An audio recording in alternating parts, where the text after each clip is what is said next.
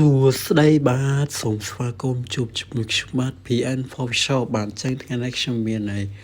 fan ជាច្រើនបានស្នើសុំឲ្យខ្ញុំដាក់ link ទៅឲ្យគាត់បាទ link Telegram បាទហ្នឹងហើយអញ្ចឹងខ្ញុំសូមបង្ហាញតិចបាទតោះឥឡូវយើងចូលក្នុង Telegram មកដោយសារមានស្រីស្អាតម្នាក់បានឆាតឬក៏ join មកខ្ញុំបាទតោះចូលមើលទាំងអស់គ្នាតើគាត់និយាយអីច្រើនមែនទេតែខ្ញុំអត់បានស្ដាប់ទេតោះឥឡូវយើងមកស្ដាប់ទាំងអស់គ្នាជាមួយខ្ញុំតែម្ដងតោះឥឡូវយើងអូសមកដល់តែម្ដងបាទចង់ឲ្យបងប្អូនជួយស្ដាប់ទាំងអស់គ្នាបាទខ្ញុំឃើញគាត់ឆាតមក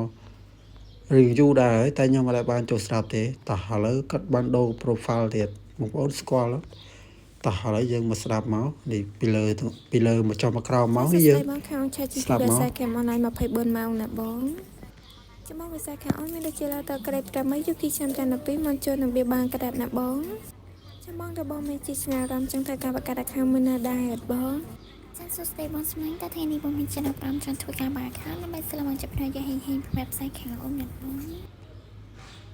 ចាសួស្ដីបងស្មាញ់តើថ្ងៃនេះបងមានចំណាប់5ចង់ធ្វើការបាក់ខាងដើម្បីស្លមកចាប់ផ្នែកយាយហេងបែបផ្សាយខាងអូនណាបងចាសួស្ដីបងតើថ្ងៃនេះបងមានជីស្នារំចឹងធ្វើការបកកាត់ខាងដើម្បីស្លបងសងបាទហ្នឹងហើយបងប្អូនពេលស្ដាប់ហើយ